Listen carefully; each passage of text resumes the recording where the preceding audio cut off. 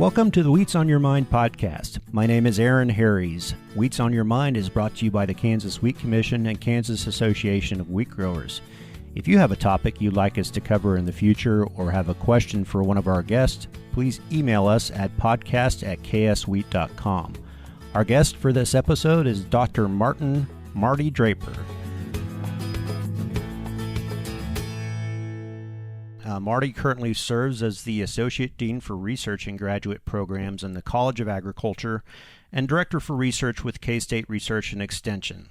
He arrived at Kansas State University in 2016 as the Plant Pathology Department Head and has served as Director of Kansas Agricultural Experiment Station since the fall of 2018. Previously, he served 10 years at USDA CSREES and NIFA, the National Institute of Food and Agriculture, where he was National Program Leader for Plant Pathology and Integrated Pest Management, gaining extensive knowledge and experience with federal funding mechanism and authorities. Marty, thanks for being here. Appreciate the opportunity to chat, Aaron.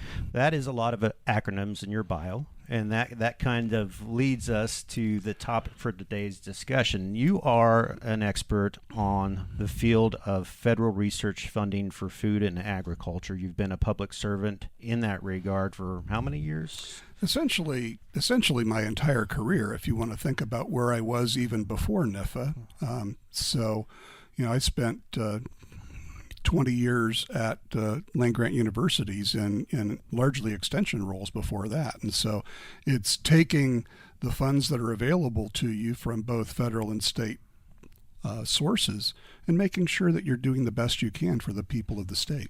Well, and I should tell everybody as we record this podcast that Marty is winding down his career. He's on the job here for just a few more days and retiring and going off to the sunset, and hopefully to enjoy many good sunsets in South Dakota. And before he leaves, I wanted to get a chance to record this podcast because what I thought we would do today, Marty, is decipher all these acronyms, all these different levels of federal research funding. And I think it's important for people to know that, how the money from government is appropriated, the different entities that appropriate and spend that money, how it all benefits research into agriculture, and you are certainly an expert on that. So I have a cheat sheet in front of me. I can rattle off a number of acronyms. I guess we could quiz you on that, but I won't do that. You've got NIFA, you've got AFRI, you've got Hatch Act formulas, you got Smith-Lever extension funds. But I think for the purpose of this podcast, and if the listener can just visualize with us, we'll kind of do a hierarchy or organizational chart and work our way from the top down. So obviously at the top you've got USDA, the U.S. Department of Agriculture. Good start there? Sure. That's about a great place to start there. Now there's some complications there, but we're not going to get into the detail just yet. Right. So research funding comes either from the federal government, state government, or other sources. And even with USDA, there's intramural funding, extramural funding, and other federal agencies that do funding. So start at that level and clear that up for us, how those are separated. So first of all, let's talk about the federal funding opportunities. So just within USDA, land-grant universities qualify for a couple of different kinds of funding. We refer to capacity and competitive. We used to talk about the capacity funds as formula because there's an allocation to the states based on a formula that was described in the initial legislation that created the agricultural experiment stations in 1884 and the Federal Extension Service or the Cooperative Extension Service in 17, I think, 14. One of those two. But we're not talking about extension today, so we'll focus on the 1884 side of this. And that was really the Hatch Act. And since that time, things have been amended. But the Hatch and now Hatch Multi-State, which is 25% of the total of the Hatch, animal health and disease research, and McIntyre-Stennis cooperative forestry research are the four capacity programs that we look at. And those account for about $5 million in funding that comes to Kansas State each year for research that is in specific areas. And the Hatch and Hatch Multistate are probably the broadest in what they can do. Animal health and disease research we share with the Veterinary Medicine College. McIntyre Stennis is really, it's called cooperative forestry, but it's really natural resources. And so we do some things with wildlife. We do some things with grassland management. We do some things with forestry. But it's quite broad in how we manage soil, water, and natural resources. So capacity versus competitive. So this Hatch Act money, assuming capacity means it's going to be there. It's just a matter of what level the funding is going to be. Yeah, it's going to be there. It tends not to change very much, unfortunately. So it's not rising with inflation. So it's diminishing in its impact. Mm-hmm. But it does provide us the capacity to be able to do the work that is needed, particularly to be able to respond to crises, to look at long-term projects that need to be done. And when you think about the wisdom that was involved in forming the Hatch multi-state effort, that happened in 1998, and it was that farm bill that said, hey, we don't want you just to be working in an insular manner in your land-grant university. We want you to work with adjacent states. We want you to be what they refer to as multi. We want you to be multi-state in your effort, multi-institutional in your effort, multidisciplinary in your effort, and multifunctional in your effort. I guess that's 4 multis. And by functional, they're talking about teaching, research, and extension. So they're recognizing that there's this continuum of how teaching, research, and extension come together, and we are better at implementing teaching and extension if research is a part of that study. So, or better phrased, if extension and education are embedded in the research studying. So that multi-state, was that new dollars or No. within the existing umbrella? Unfortunately, they just carved out 25% and said 25% of this money should be used in this way. So give us an example of a collaboration that K-State might be part of, but that falls under that. So one of my favorites is a project that there are many projects, but one of my favorites is a project that I've been the administrative advisor for the last 6 or 7 years. Prior to that, when I was at NIFA, I was a representative from the agency to that program, and prior to that, when I was a faculty member, I was a member of that project. And the number on that is NCERA, which stands for North Central Extension or Education and Research Activity. 137 is the soybean disease project, and that one just won the regional award for the best multi-state program in the region. There's a similar project on wheat, NCERA 184. I've worked with that one for a number of years also, and also a very impactful program. So that is what you qualified as capacity. Let's talk about competitive. Sure. So when you look at the competitive impact that the K-State College of Agriculture and Agricultural Experiment Station have on the university, it's immense. Without our impact, the university would be about half of what it is right now. When you look at research expenditures, which are all sources of money that come into the experiment station and college, and how they contribute to research activity, about 48% of the total university. If you look at competitive dollars, we are at 38% of all the competitive dollars that come into the university. Wow. That amounts to $69 million in the last fiscal year. So when you look at the grand total of where we're at for the state contribution, competitive contribution, capacity contribution, there's almost $178 million that goes into agricultural research at K-State. Amazing number. And it's not big enough. And that's the problem. That we are looking at inflation that's growing and decreases in funding rates, and it's making it harder and harder for us to keep up. and do the things that we need to do. So the capacity and competitive, this all falls under the National Institute of Food and Agriculture, is that correct, NIFA? Capacity does. And then on the competitive side, there actually are some opportunities outside of USDA and in other agencies of USDA to bring some funds in. So for example, NRCS, the Natural Resources Conservation Service, there are what they call CIP grants, Conservation Innovation Program grants. And we have some faculty that have some grants in that program. There are a few other agencies that have small grant programs. Right now, as we're looking at some of the remaining COVID programs, there's some money that's available through the Agricultural Marketing Service, AMS.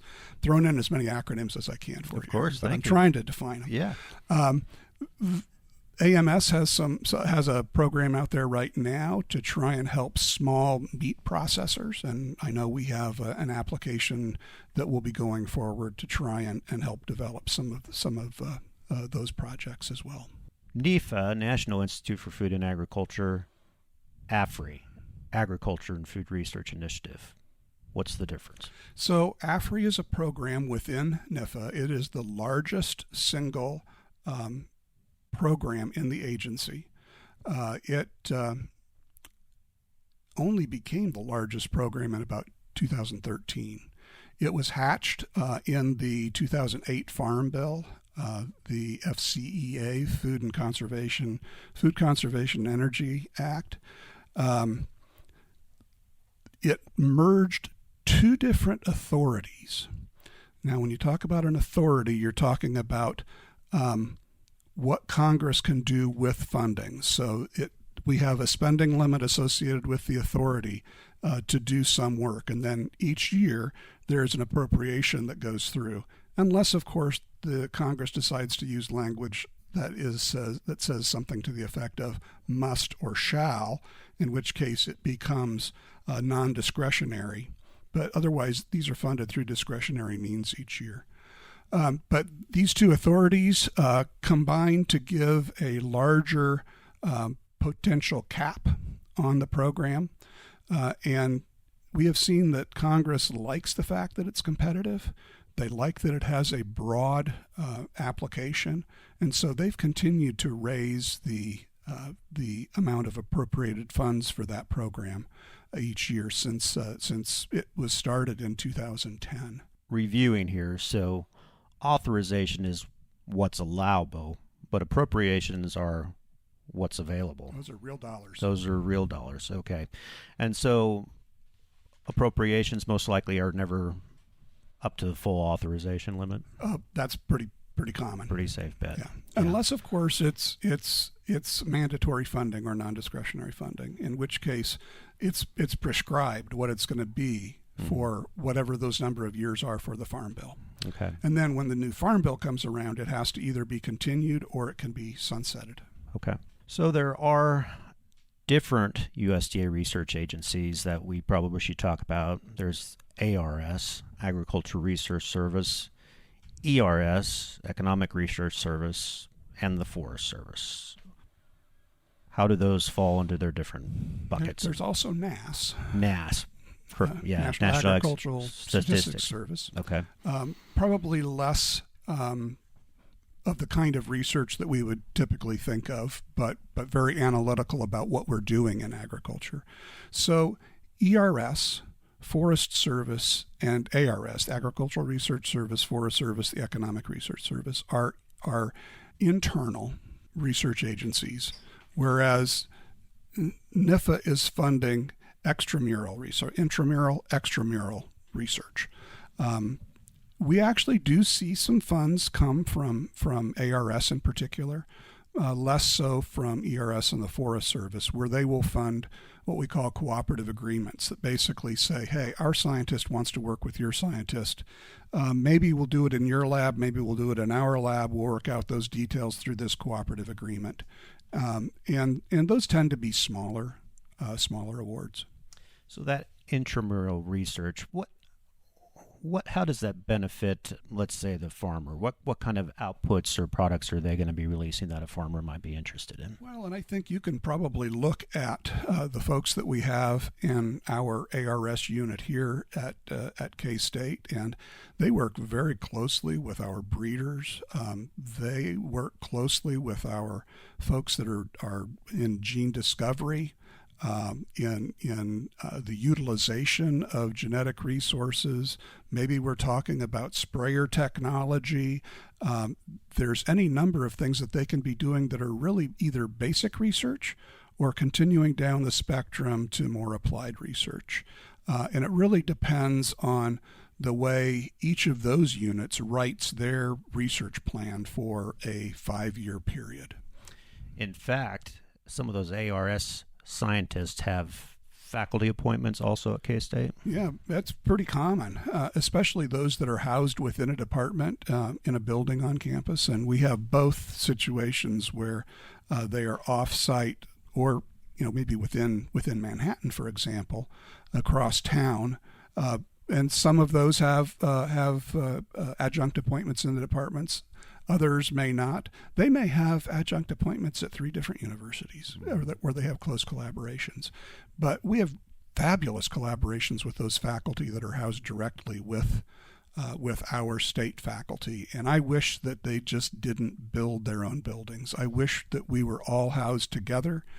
Everywhere that I've been, I've seen that they are much more effective. They add a richness to their research and to our research when we're housed together. There are some very good collaborations between ARS and K-State in the wheat world, especially Absolutely. wheat genetics. Dr. Mary Gutierrez with ARS here in Manhattan. Alan Fritz working on different things. John Fellers is another gentleman that comes to mind, and so we've seen the benefit of that certainly pay off. And those are examples that are really talking about kind of wheat variety development. But we've got things on human nutrition as well. So there's a lot of storage, grain storage. There's a lot of different ways that our state faculty and ARS faculty are working together to broaden their capacity to do research. And when you think about people that work together and share ideas together, chances are what they come up with together is better than either one of them were going to come up with on their own. Mm-hmm. Digging down even to another layer here, there are so-called initiatives within some of these programs. There's one here called USDA Ag Genome to Phenome Initiative. There's the Barley and Wheat and Barley Scab Initiative. Wheat and Barley Scab Initiative. I've worked with that one since the beginning. We have worked with that one a long time. So explain what those initiatives are all about and where they fit into the programs. Sure. So those are usually stakeholder-initiated questions that can really only be addressed through research. And so I can talk pretty extensively about the Sclerotinia Initiative, which I worked with when it was first getting started at a university. I had a pretty close collaboration with the state soybean commission in that state and with the National Sunflower Association. And so I was able to have conversations on where we were going with that and what we were funding, helping make recommendations. The Wheat and Barley Scab Initiative started in, I think, 1998, which is when I was just starting as a faculty member, tenure track faculty member. And I'd been involved in the precursors to that with colleagues at North Dakota State as they were doing some of their work, and I helped them with my lab, diagnostic lab that I was running there. So it really is, that particular initiative was driven in large part by millers, by producer organizations that said, hey, we're losing crop here. But it was not only yield, but it was also quality. And so we were potentially impacting human health. And that certainly gains a lot more traction in Congress when you're talking about human health coming in play. But if I'm correct, those initiatives actually have their own individual appropriations. Well, they're aligned within the ARS budget, but okay. ARS is not funded by individual lines. They just get a bulk. They have a model for how they are going to to spend those funds. And now somebody from ARS is going to call me and tell me that I was wrong about that. But I didn't work for ARS. I'm not an ARS expert, Aaron. I will believe you, Marty, whatever you say. So this extramural funding, which has competitive components of that K-State applies for NEFA programs. What role does peer review play, and who does that peer review? So there's peer review on both capacity and competitive programs. So for capacity programs, we do an internal peer review on a project when it's proposed. For competitive programs, those proposals are reviewed by a panel, and the national program leader will bring on board a panel manager who is somebody that is independent but is somewhat well versed in the subject matter. Together, they will assemble a panel of experts.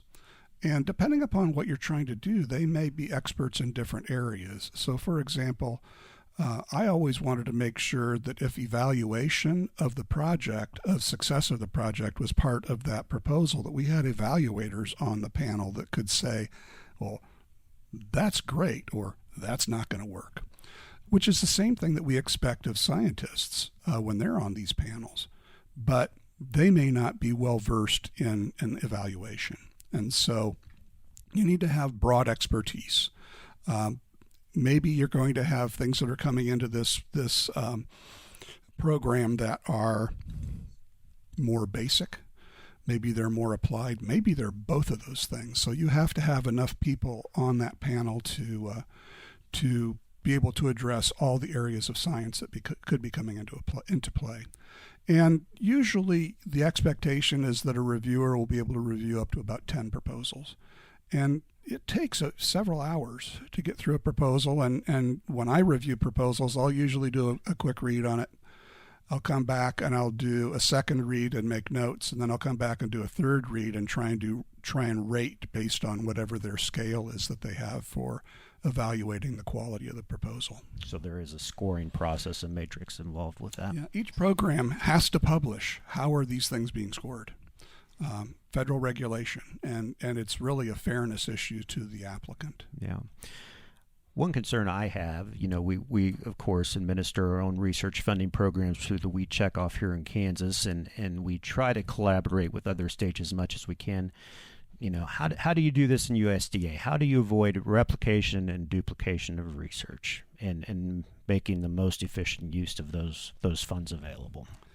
That's really a challenge. And I'd like to think that the projects that are funded on a federal level are bigger than what can be done by state agencies or commodities that have very regionalized issues. And I think the SCAB initiative is a great example. Fusarium, the wheat and barley SCAB initiative, or Fusarium head blight project, is a great example of something that is broader than one state. And so we recognize that there had to be a bigger program to try and address it. I think there is a fair amount of stakeholder influence in what NIFA will offer in their grant package. And every RFA at the very beginning, every request for applications, at the very beginning has a paragraph that says, stakeholder input, this is how you do it. And I've always told scientists and stakeholders, this is really how you do it. Because if you want it to be heard, don't just send it there, send it to other people that can be influential in the drafting of the next set of projects or programs. But otherwise, it really comes down to how do the national program leaders that put that request for applications together recognize what the problems are that are out there. And they're trying to read the tea leaves. They're looking in their crystal ball saying this is important. And you kind of sit around a table and argue about who has the bigger problem and who should get how much of the money that's available. Mm-hmm. There are programs out there, initiatives that encourage that collaboration, obviously, multi-state collaborations. Mm-hmm. one I'm familiar with, and this is a newer program that Kansas Wheat has made use of, is the NIFA USDA Commodity Board Matching Grant. Tell us what that's all about. So really, that was a part of a more recent farm bill. I'm trying to remember. That would have been like 2013 or so. Yeah. I was still at NIFA when it was first introduced, and I think it's evolved a little bit since then. But it really provides the opportunity for stakeholder groups to say, this is an important area of research, and we are interested in, or we are willing to provide this block of funding to add to your funding to make sure that issue is addressed. It does lock up some of the commodity group's funding for a period of time. You could probably allocate that faster, but you're going to wind up picking up another 25 to 50% in value for that project, and maybe be able to get a little bit more work done on it than you would have been able to do on your own. Yeah, one example is the Kansas Wheat Commission has a project through that program right now for wheat gene editing, where the commission puts up $300,000, which is matched dollar per dollar by NIFA on that program. So it's a good story to tell, collaboration, and I think you can have multi-state collaborations under that as well. Absolutely, and Kansas Wheat has sponsored or done commodity match on several projects in the past as well, and germplasm development and virus resistance. Right. And yeah. Well, there's also a few more acronyms here, right? There's that fall outside the umbrella of USDA. NSF, National Science Foundation, is one that comes to mind. A relatively new one I call FAR, FFAR, Foundation for Food and Ag Research. Tell us about those and how they are related to USDA. Right. So I would add to that also NIH, the National Institutes for Health. Correct. So for some of the more basic research, genetic research on pathogens, for example, NIH is an opportunity where we may see some funding coming in agricultural research. The National Science Foundation has had some programs more recently where they have had overlap with agricultural issues. One that I worked with a long time ago was actually an epidemiology project that really was trying to look at similarities in epidemiological patterns among human health, animal health, and plant health. Mm-hmm. They have a project with artificial intelligence, very hot topic right now. Sure. But how can we make artificial intelligence help us in interpreting some of the data that we see coming out of digital agriculture? For example, I've talked to producers and they've said, I'm collecting so much data, I have no idea what to do with all of it. Well, we're hoping that we can figure out ways, and we've got a team at K-State that's working on this that can take some of those data and add value to it. So how do we turn that data into information and then into knowledge? And so there's an NSF fit. You mentioned another FAR. So the Foundation for Food and Agricultural Research was formed by a farm bill. Was that 2008 or was that the next one? I don't remember for sure. But the goal was that FAR would be able to bring in industry match to some federal dollars. It hasn't worked quite as well as I think they sold it to work, and industry has been very selective about how they wanted to add money to FAR's budget to address a problem. More often than not, FAR will identify that there is a problem and then tell whoever the applicant is to find match funding from external sources. And I know Kansas Wheat, again, has been a partner in making some of those FAR grants work. We should also mention that a great example of a National Science Foundation program here at K-State is the Wheat Genetics Resource Center, which has been at K-State for, almost 40 years now. And this is my favorite acronym, the Industry University Cooperative Research Center. I think I got that right. I'm going to trust you on that. Yeah, well, it's a center. NSF puts some funds in matched by industry, and the Wheat Genetics Resource Center, of course, is a library of ancient wheat relatives housed here at K-State, in fact, in the Wheat Innovation Center. And what do you think about programs like that helping to maintain a program like the Wheat Genetics Resource Center with industry input and partnership on that? So I think it's a great partnership. I think that's a wonderful thing about it. I have some other issues with the IUCRC program, but and I think maybe some of these projects could be funded in different ways. I think there may be some opportunities for some creativity and program development on the part of the government. Government is not always great with creativity, but and they work slow, and there's a reason they work slow, but there's opportunities no less. One of the problems I think with the program, first of all, the real positive is that you've got industry telling the project exactly what's important to them. And so it allows university researchers to help develop traits that can move something forward that will have good for the company for a period of time, for industry in general, in the longer run, and in the longer run still for the good of the public. But one of the problems I see with the program is just that it's this phase 1, phase 2, phase 3, where the federal contribution shrinks with each increment. Correct. And there's an expectation that industry support will increase to offset that. In an industry like we have, and wheat, and I'm probably not telling you anything you don't know already, Aaron, it's a small industry. Very small. And there aren't a lot of opportunities to grow.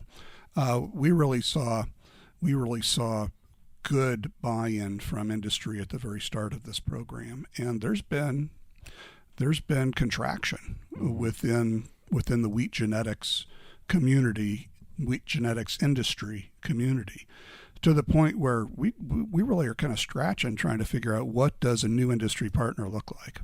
Actually, people might be interested to know that the U.S. Department of Defense funds agriculture research. Why on earth do they do that, Marty? So, it's really interesting seeing some of the projects that they have funded, and a couple of them have been more molecular than I care to try and describe because, frankly, I'm not a molecular biologist. But they're really looking to have a better understanding of biology, and one of the most important things for both the Department of State and the Department of Defense is that stability of governments comes down to, are the people being fed? Food security. Food security in the developing world is a real concern. And so you consider things like what's going on in Ukraine right now, how certain countries have something of a stranglehold on their neighbors and are impacting their ability to raise a crop or to trade grain or other food products. You go back to the Arab Spring, that was all a food security issue. Right. Came down to wheat availability. And I don't think we want to see that level of disruption in the world on a regular basis. No, we do not. We hear about, we just need to cut off all the foreign aid. Well, sometimes our foreign aid is actually helping support the agricultural system that makes sure that a government is stable, that a society is stable. And we are fortunately a country that's able to do that. We're not the only country that does it. And different countries do it in different ways, but it makes a difference. And I would be very concerned about a world where we were allowing the instability because of food insecurity to run amok. There is a reason they call some food donations the Food for Peace program, exactly for that food security. A great point you make there. So, well, final question here, Marty. Let's put you on the spot. If you were Secretary of Agriculture for a week, what would Marty Draper do, if anything, to reform what we just talked about, how federal research is conducted in agriculture? So now we'll let the clock go tick, tick, tick, tick, tick, tick, tick, yes. while Marty Draper thinks hard about what he would do as Secretary of Agriculture. Well, I think one of the things that could be done is to, first of all, fortunately, we just got a new director of NIFA named. Mm-hmm. It's funny, when I was a student at Iowa State, I worked at the Seed Science Center, and Dr. Mesera was a young assistant professor there at the time. Nice guy. I hope he does a great job with NIFA. but provide some stability to that agency. I think they finally now have an administrative team on board and can do what they're supposed to do. They've been a bit hamstrung since their move to Kansas City. I think that the opportunities in agricultural research really come down to education of Congress. And as we move to a more urban representation in Congress, I think that there is a disconnect with those urban representatives and senators on what the real impact of agriculture is. And the fact that we are falling as far behind in funding for agricultural research and consequently our ability to make the strides that we need to. China's leading the world right now. The EU has moved ahead of the U.S. Brazil is gaining on us. Australia is not far behind. And we have the best minds in agricultural research, but we are hamstringing them with the funding that it really takes to be able to do what we need to do. So I think education is a big part of this, and it can't be seen as a partisan issue. Agricultural research is a really good investment for anybody that eats. Very good point. I do want to go back and when we talked about ERS, the previous administration had a plan to relocate some Department of Ag services, and I believe ERS is the organization moving to Kansas City. ERS and NIFA. ERS and NIFA. How is that going? Is that going to work? So I'm less familiar with how things are going with ERS. NIFA, the theory was that by moving the agency to the middle of the country, they'd be able to hire all kinds of people that would want to live in Kansas City rather than Washington, D.C. What they failed to consider was that the people that already lived in Washington, D.C. had families there, they had spouses that had jobs, and they didn't really want to move. And so they lost a significant number of their staff. The same thing happened on the ERS side. So they've been restaffing. They've lost some of the institutional memory. They are probably both back up to pretty good working numbers right now. But in order to do that, they had to move to a remote workforce. Mm-hmm. So they have people working all over the country. I have talked to people from NIFA that are in San Francisco, Houston, Washington, D.C., and Florida. And that's a really difficult way to try and build a collaborative workforce, a cohesive workforce. ERS is offering the same kind of positions to work remotely. I believe that they're in pretty decent staffing right now, but again, they're not necessarily all working together. So they've moved to Kansas City. They have a building in Kansas City, and they're not really using the building to the fullest extent. It's interesting. Selfishly, does that provide any advantages to K-State at all, having that proximity? I would like to say no. I hope it's no, because I don't want to be viewed as influencing the agency in our favor at the expense of our partner institutions. And I don't think that's true. I think that they're a pretty fair and unbiased agency. And, especially with them not being in the office, it really doesn't matter if they're closer. Yeah. So, is there anything we haven't talked about that you would like to? Aaron, I would just say that in the years that I've been here at K-State, it's been great working with Kansas Wheat. I think we've had a wonderful relationship working together. I came out of plant pathology. I have a wheat background. They have a wonderful wheat program in the department, and being able to look at it more broadly from the experiment station, it's just been a great partnership. This is what things are supposed to look like with land-grant universities and the commodities that are most closely connected with our agricultural enterprise. And so it's been a great ride here, and I appreciate being able to have spent part of that working with Kansas Wheat. Well, we have learned a lot from you, and K-State has been fortunate to have someone with your background in that position. So sad to see you go, but best luck in your retirement, Marty. Hey, thank you so much, Aaron.